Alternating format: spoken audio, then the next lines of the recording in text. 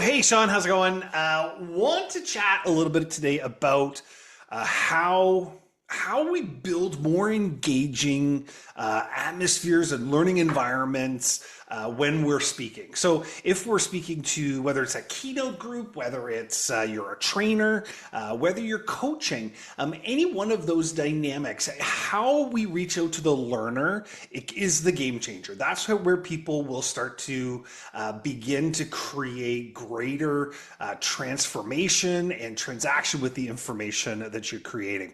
So a few years ago, I was working on a book is called, well, I'll show it to you. It's The Business of Caring About People. And when I was working on this book, I was discovered some research around multiple intelligence quotient, which is a theory that was put together by Howard Gardner, who is a Harvard professor prof. And he spent his time in the education realm and pedagogy. And one of the things he started talking about was how young people, if they gravitate towards what their learning strengths are, they'll land in certain types of jobs. And there's kind of certain strengths that help you to become successful in that job. So, for example, maybe you want to be a police officer. You probably have high kinesthetic, kind of modalities. If you're I don't know, maybe a counselor, you probably have a strong interpersonal. If you're a writer, you have strong linguistic skills. And so what I started to do is I started to apply that to the work that I was doing as a keynoter and as a trainer. And when I was picking my activities, I was starting to pick them in a way that allowed me to connect to their learning domains. And it was a game changer because the way in which I spoke, the way in which I created the learning environment spoke to the way they like to learn. I say good team building is good team learning, and I think that keynoting or training is the same way. If you have a group of accountants in your room, then you're going to want to make sure that you're appealing to their mathematical, logical ways of learning. So how you're structuring your data, the data that you're providing, you're going to make sure that it's quantitative. You're going to want to make sure that you don't have too much fluff in what it is that you're providing. What you're doing is you're speaking their language in the way that they want to learn it. Let me show you a little something. These are the 8 different types of learning intelligences, according to Howard Gardner. There's more since he first published his book, Frames of Mind, but we've got interpersonal, linguistic, naturalistic, intrapersonal, musical, visual spatial, mathematical, logical, and body-kinesthetic. And what I learned was that what really matters is if I can connect to that learning intelligence for that specific type of learner in that job, I have great chance of creating greater learning success. So here's my team learning model. What you want to be able to do is you take your content that's relevant to them. So maybe you're training and teaching around the idea of how to build a spreadsheet, or maybe you're training or teaching around sales acumen, or maybe you're training and teaching around leadership, around customer service. That's the relevant content. So whatever's happening for the learners in the room, what matters is that they have that relevant content. And that relevant content speaks volumes to them if it's delivered towards their intelligences. So that's number one. Then some of the other things that we're going to create to create that transition of learning is we want the room to be supportive and trusting, and how we go about creating that supportive, trusting environment enables them to learn a little bit more. We want to make sure that how we're teaching them is challenging and that it's unique. You're not providing learning in the same way that everybody else and their dog has come and provided training in the past. So maybe you're not just standing and delivering. Maybe you're doing some experiential based learning. Maybe you're using song. Maybe you're using AI to build song. There's so many different cool ways that you can start to connect to people. And that's part of that engaging and interacting part. When we're able to engage and interact with our learners in the way in which that they want to learn, which goes right back to those 8 different learning intelligences, that's how we truly begin to reach out and help to build transformational learning environments. That sounds pretty cool. Yeah. Now, with these like different intelligences Yeah. that you mentioned there, What do you do when there's multiples in the room? Like how do you know that in advance as a speaker? Like, is there something you can do before you actually show up to identify this so you're Yeah, prepared? 100%. So we have a tool that I use. It's called MIQ, so Multiple Intelligence Quotient. And you're exactly right. It's not going to be like you're not just going to have a carbon copy of Learner for everybody in the room. Everybody's going to have their own strengths and stretches. Some people are going to score. You can have accountants that might score really high in interpersonal, right? And you might have another accountant that scores really high in intrapersonal. So there's going to be variances. What we've done is we've taken the MIQ tool and we've made it so that you can look at multiple learners, compare multiple learners, and figure out what their kind of top 3 learning styles are, and then you teach to those multiple intelligences. So you teach to kind of 3 at a time, and that usually connects everybody. Now, I mean, some of my groups, they can range up to 8,000 people. So it becomes a little more challenging to do that. So that's one way, is if you have the time to do a conscientious intake, that can work. And then alternately, you can just look at the intelligences. If you Google, what are the multiple intelligences for police officers, or what are the multiple intelligences for graphic designers? Google or Gemini or AI will kick back and tell you exactly what they are. And then you can use that information to start to design your process. And if you take that same piece of information and you Google, okay, well, what are great activities for kinesthetic learners? It'll kick back like, these are some learning things that you can do that will excite them. Or what's some stuff for visual learners? We'll build a map, draw a picture, build some flow charts. All that kind of stuff will begin to make sense. And then you can start to integrate those learning tools into your message and into the delivery of what you want to do to build that transformation, to bring people forward and have them go, hey, you know what? This learning is about me. It's not about the person, the talking head on stage. It's really about me, and I'm able to consume it and start to use it. Now, you obviously have used this quite a bit. Have you noticed in times where certain people just aren't connecting with it? Like you're either feeding into that, or you feel that they're just starving. And like, how do you shift that, like in the middle of your keynote? Yeah, Or do you? 100%. So, you're not gonna nail it out of the park every time. I mean, we're what's his name, Otani, the baseball player? Like, he's just like he whacking the balls out of the park, right? It's not gonna happen like that all the time. But it's about making the subtle shifts. So if it's not working for a smaller group, you can start to connect with that person one-on-one and figure out exactly what it is, who they are, and what they're missing. If in my case, you've got 1,000 people in the room. Sometimes people just move along, and they just disengage inside the group, and a lot of times that has to do with things that aren't within your power. The idea of MIQ is it's leading with your best foot forward in a way that will give you the best chance of being successful. Clearly makes sense. Yeah, cool. Now, for those of us that are out there that are watching this, who have an existing keynote, an existing presentation, Yep. how do we audit that for this? Like, what are some things we could look for in our current presentation that we have? Awesome. So, yeah, great question, Shaun. It's about looking fulsomely at your presentation. So it's the slide deck. If you're looking at your slide deck and you've got graphical, kind of visually based learners, well, you're going to want to upscale the types of graphics that you have on your pages. You're going to want to make sure that you've got the really cool images, and maybe reducing some of the linguistic side, the word side, so you can start to play with what your presentation looks like from an audience perspective. So that's one, your PowerPoint and your Keynote presentation. That's number one thing you can do. Number two thing you can do is look at what are the engagement things that I'm doing within my session.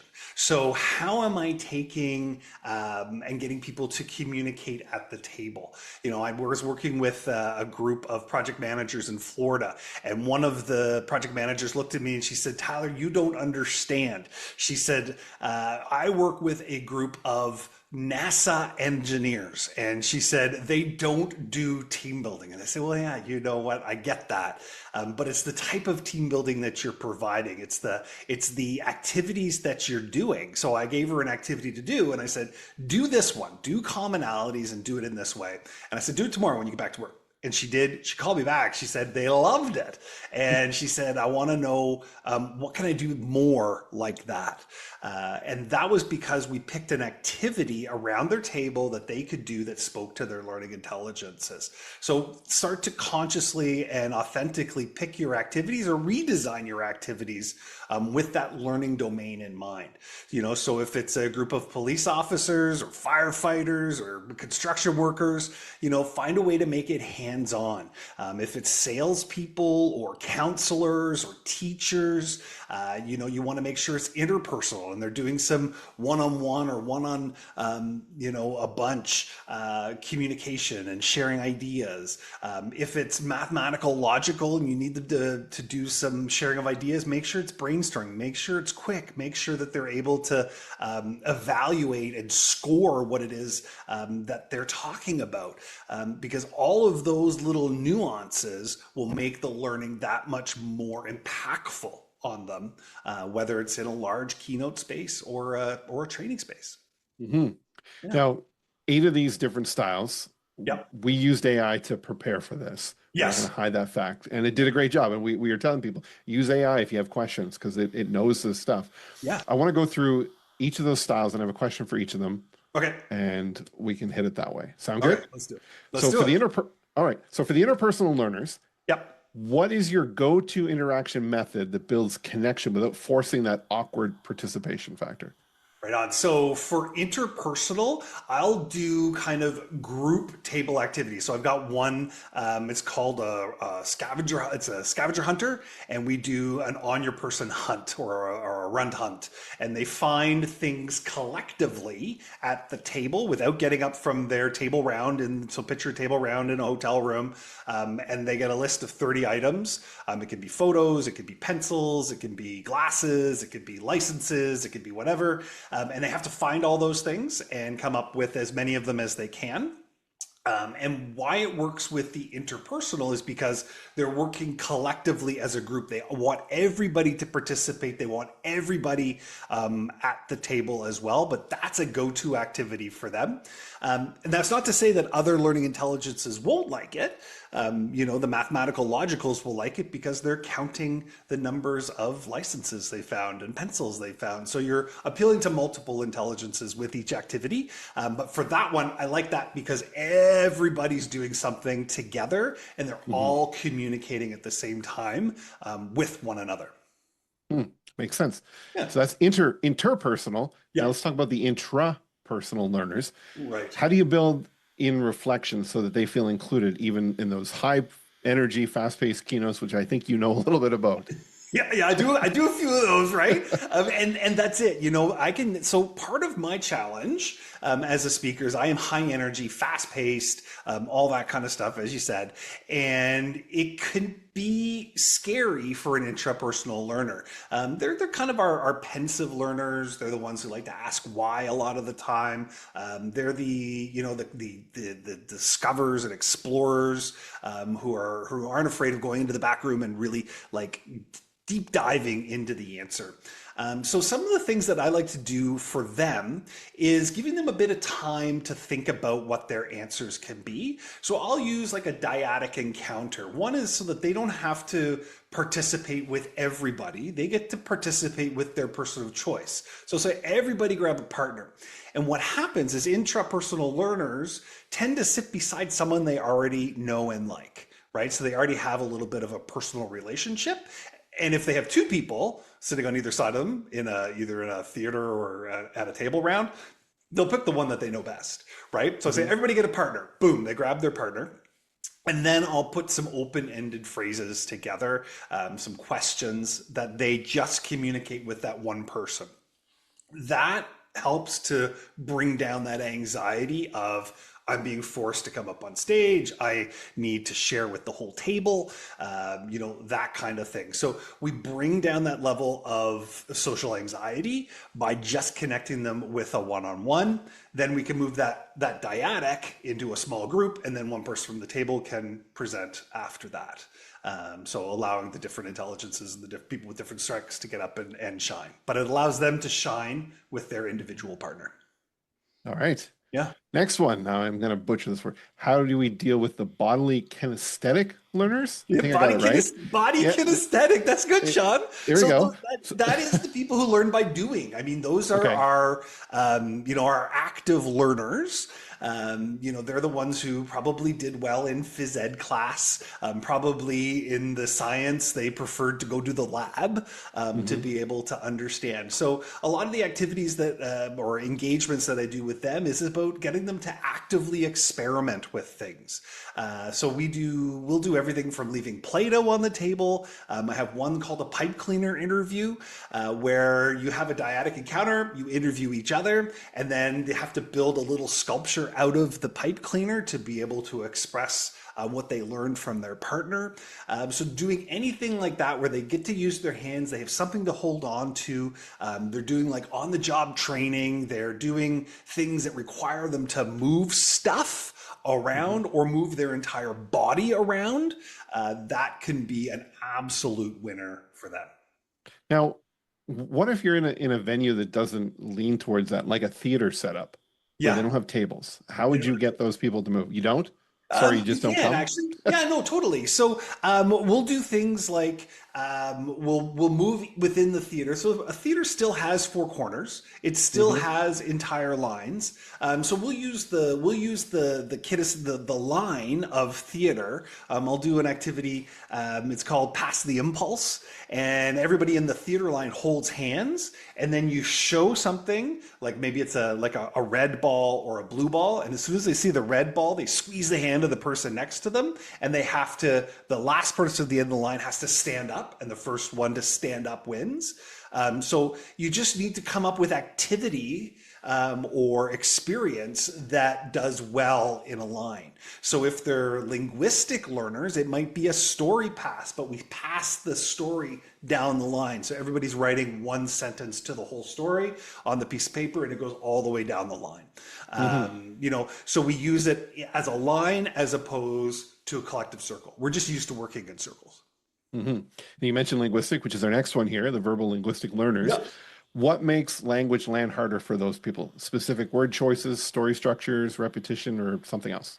Yeah, all that kind of stuff. So they love the mnemonic devices. So like when I was in school, we learned about the order of the planets. Man very early made jars stand up nearly perpendicular. Pluto's not a planet anymore. But so that was the way of learning, what was it? Mercury, Venus, Earth, so we learned man very early. And so we learned it that way. So if you could create those mnemonic devices, those matter. The one that I run into is sometimes I have spelling mistakes because I'm going I have ADHD, I'm neurodiverse, and sometimes I'll have spelling mistakes on some of my stuff. And that there's no greater deterrent for somebody who's a linguistic than finding a spelling mistake or a grammar mistake. So ensuring that those things are done correctly absolutely matters. You could do things with AI. You can have groups begin to build prompts, showing them how to build a prompt. The linguistics are going to love that. They're going to love to be able to start to delve a little bit deeper into, how can we make this tighter so that AI can fulsomely understand what it is we're looking for it to do. Yeah. Now for the visual learners, rules for slides, props, imagery. What's your advice on this so that stuff resonates well on the screen or on stage? Yep. So it's colors. It's making sure that we understand the colors, that we understand the different zones of the slides. Like how do people's eyes work when they hit a slide? How are we flowing the information? All of those things matter. So there's four corners inside of each four quadrants inside of each one of your slides, and how you build people from like a bottom corner into a top corner, or whether you just want them to go side to side. It's how you build the slide and what becomes visually appealing. If it's awkward, it will detract from your message. So how we're building those slides, what the outside frame of the slide looks like. Is the room going to be a lit room or a dark room? So I can use a black background or a white background. All those things matter as we begin to build our presentation so that people lean in. Mm-hmm. Yeah. That makes a lot of sense. Just thinking. I love when things make sense, well, Shaun. the part where you said about knowing if it was going to be a light or dark room, Yeah. that part I never even thought of. Like, do you ask that question when you're booking in? Yeah, so not always. Okay. You usually get an idea of size and scope of the room, so you'll know if you've got a group of like 500 plus, the room is dark. And they're lighting the stage. If you're doing a more intimate group, like 200-300 people, the room is probably lit. There's probably some backlight behind you. They're not usually darkening the entire room for that. Is it a gala? A gala is usually dark in the room and well lit on stage. So although, getting to know kind of what the typical setup is from your meeting planners. Otherwise, you can just ask the meeting planner, like, is this a working room? Are we sitting with, books in front of us? Are they sitting at tables? Like those are all your intake questions before you get there, so that you can start to build your presentation around it. Awesome. And what about those logical mathematical learners? How do we serve them? Well, those are my NASA engineers, right? Like those, they're the ones that you want to make sure that you want to reduce the fluff level, right? They hate the fluff. They do not want to waste their time.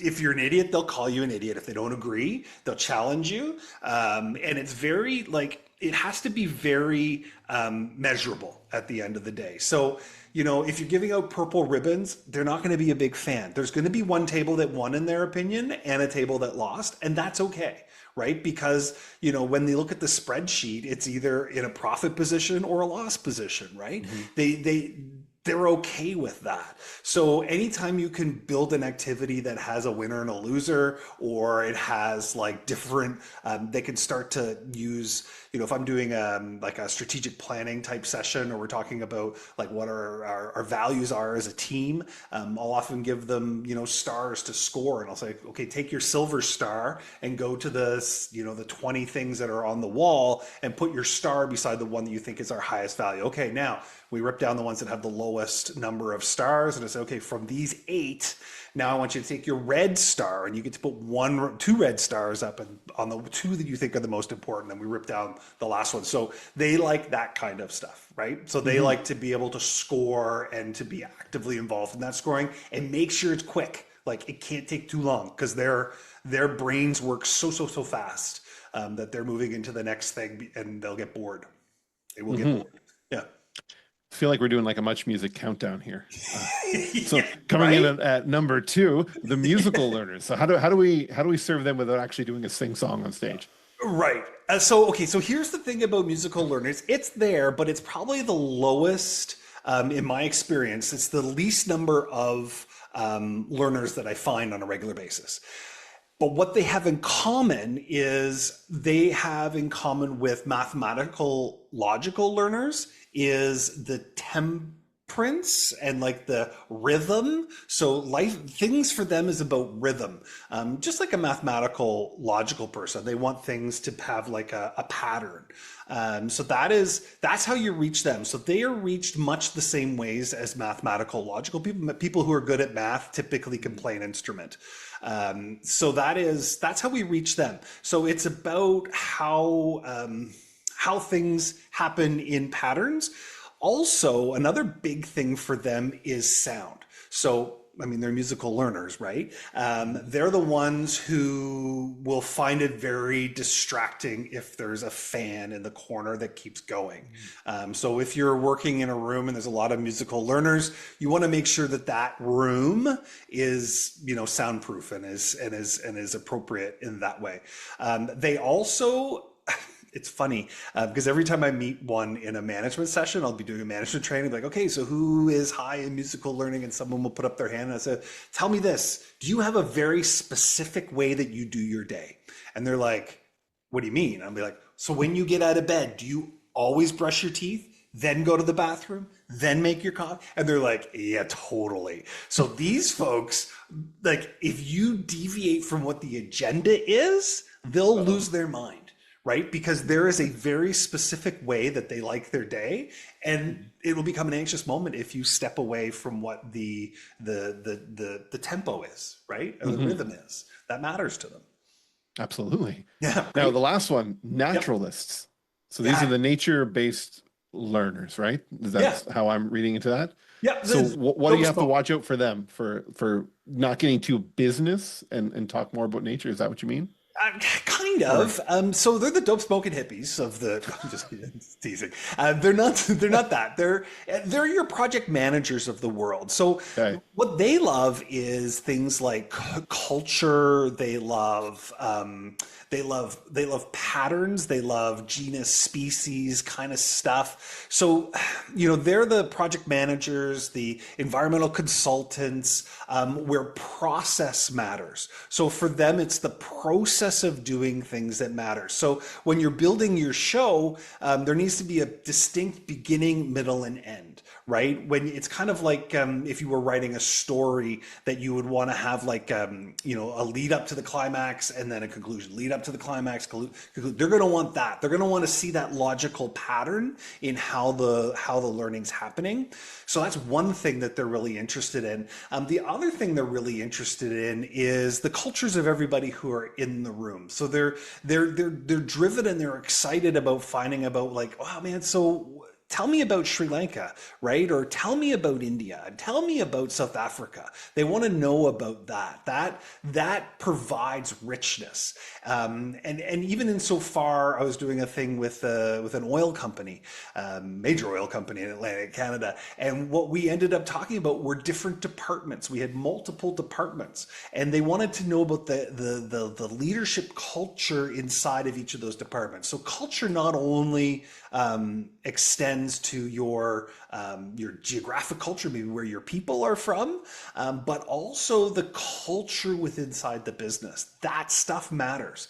So as you're building your questions, as you're doing your Socratic method, and you're starting to figure out how you want to talk to people and what you want them to learn, and how you're transitioning that learning, really focusing those questions around the culture that's in the room, and the culture that's inside their business units. Mm-hmm. Yeah. Now listening to everything you told me, my mind's like, wow, I would have to learn 8 different speaking styles in one talk, Right. which probably is not the case. But with such variety, how do you balance that but also keeping your brand consistent with who you are, right? So it doesn't feel like you're doing 8 different things at one time. 100%. So number one is your brand is your brand is your brand, right? Like you need to deliver to your brand, and speakers will find, like there are several speakers that I know that kind of speak to any type of industry group. Then there are others that are like, I am focused on salespeople. I am focused on government officials. So with that depth comes some anticipation of what things will look like. So if you're focused on salespeople, you'll know they're mathematical, logical, they're kinesthetic, they're interpersonal, and those can become your go-to lessons and your go-to tools. But if you're speaking to like a broad range, your brand really becomes what you lead with. For me, as an example, I'm a high energy storyteller, right? And so I have my high energy stories, right, which is my brand. That's what people buy me for. But then the activities and the interactions that I do become more specifically tailored to the people that are in the room. right? Hmm. So I know that I want to do a questioning piece, but what that questioning piece or that at table people talking about things, it'll look different for a group of accountants and engineers as it will for a group of teachers, right? Hmm. And how I get them to have that conversation will be more specific to their learning style. So you're doing your brand. You always lead with your brand because that's what's going to get you hired over and over and over again. But then you're having these like IKEA pieces that you can pull in and pull out and add the one that matters to the learner that's in the room. Make Mm. sense?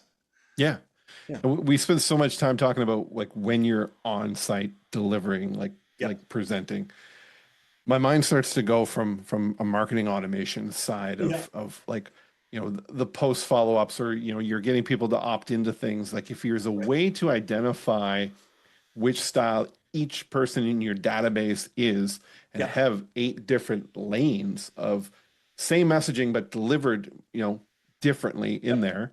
Um, how much better that would be for that end user to connect with you, 100%. right? That's where my mind's going, Yeah, of course. Because right? you're learning, you're helping them to Yeah. learn. Like the sales process is learning about buying the next thing, Mhm. right? You're Mhm. learning how it is you want to buy it. And if I can speak to you in a way that makes you feel better, and that's like one of my rubs is in a marketing perspective. If somebody sends me like the percentages saved or the dollars saved or like I don't care. Like I don't care. I'm not a mathematical logical person. That data doesn't matter to me. But Mhm. if they can talk about people being more connected and people being happier, and I'm like, okay, excellent, I can listen to that, I can see that, or better, vibrant, more vibrant images. Okay, well that sells me, right? Because I'm a Mhm. visual learner as well. So all like you can have 8 different lanes in an automation perspective, but you can also use it when you're shipping your post conference pack, whether it's a gift, whether it's learning tools for the staff. I just did a thing for a nuclear power plant.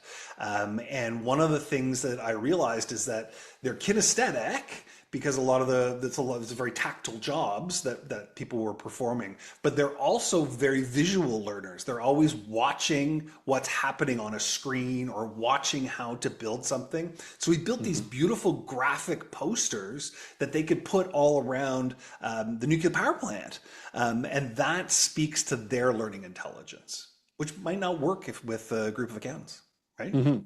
Yeah.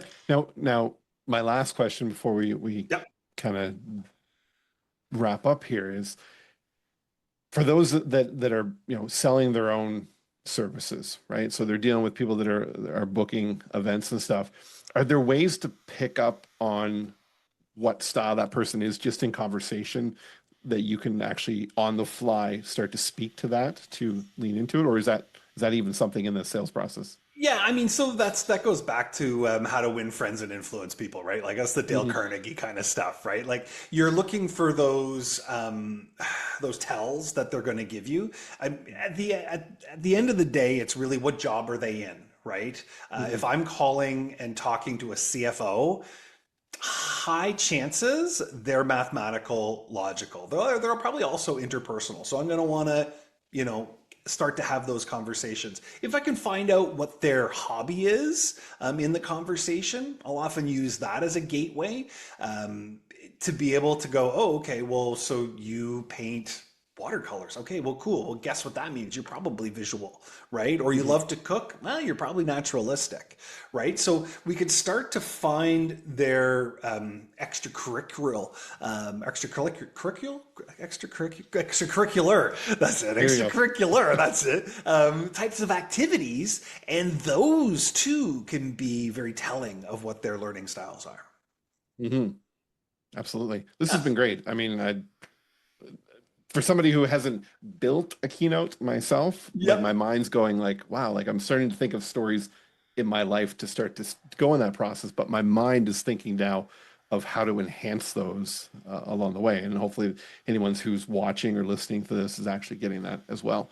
I At love the it. time I recorded, we don't know where this is going. We are recording it to put it out to you, but let's talk a little bit about what we're building together. Yeah. You know, we're coming off of the convention in Yep. Halifax Yep. that was there, and we soft kind of rolled it out to get some ideas of this.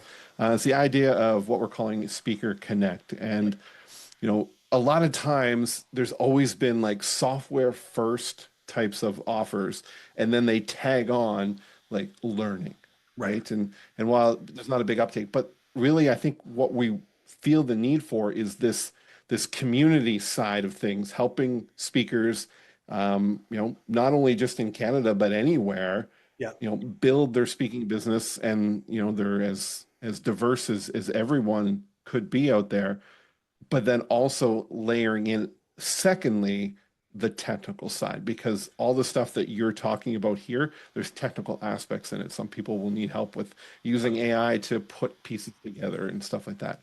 Um, I'd love to hear your view, being in the industry for so long, as to what this need is, and why you think too that this is a void that we're going to fill. Yeah, you know, so I was super excited. Well, number one, because I'm a, I'm more of a community. Like I've been in the business, and Mhm. for the last 30 years, I've been in the business. Well, 30 years come August. I've never had the back end like what it is that you've been able to build for me, Shaun. And as I got to know you and the, you know, the tech stuff, that tech stack Mhm. is beginning to transform my business. So that's just, I'm going to give you props because it's been a huge difference in the way that I focus and look at how I do business. But in the last 29, almost 30 years, what I've realized is that the mentors and the coaches and the conversations that I have and the access to information beyond Googling it Mhm. makes the world of difference. You know, when we begin to create that community and you have that trusted advisor, which each of us is as a speaker in our area of influence, you know, we spend the time around the, you know, the C-suite table talking to CFOs, COPs, whatever, talking about what their needs are from our perspective. You know, this community is about saying, okay, well, who are the expert speakers and how can we help you to scale and leverage what it is that you're doing? You know, for me, you know, what appeals to me is for the last 30 years, I've loved building this business. I've done pretty well. And for me, it's not about finding 10 more shows a year, but rather finding 10 more people who want to find 10 more shows. And can Mhm. I help you find those 10 more shows and by building your shows better, like what we talked about today, by, you know, starting to figure out what are the right questions to ask in the sales process, you know, and so that you're ready to hit the stage at 110%. You know, that's, I think, what is the real game changer in this business is that community. We do it really well at CAPS. What I'm hoping, what I understand this is going to be is it's going to be really like in depth focused on you, right? It's a mastermind, and it's a deep mastermind of learning Mhm. and of action, transformation, man. It's about transformation. Absolutely. Yeah, So if this appeals to you, wherever you're seeing this, comment, perfect. respond back, whatever. Yeah, All the stuff will be there, and we'll take you along for the ride. it's going to be fun. Like, It's going to be and awesome. it's going to be fun, and I know full well, Shaun, that we're going to learn from others too, which is going to be super cool, right? Mhm. You know, it's not. I think there's amazing resource out there, and it's going to be absolutely cool. So yeah, click like, subscribe, ring the bell, do whatever it is you do in internet land. But come and join us. Let's you know, let's move your business. Excellent. And I know one topic that I want to do a session on with you, because Mhm. I'm looking at your feed here, and as a person that wears glasses, I'm like, how the heck do you not have reflections in your glasses? Like Yeah, learning a setup that works for you. And I know watch I've been this. in calls with There people, they and are. There it is. There it yeah, I is. know, but I'm like I can't. I got two screens in front of me, and I'm like, Yep. how would I do that? Right. So anyway, we'll cover those topics. Like, there's a ton. Like, There's so we could much. do probably one a day Yep. and 100%. still never scratch the surface of questions that people have. So Tyler, thank you so much for this time together. Thank you. Thank you, Shaun. Let's do it. Let's do it up.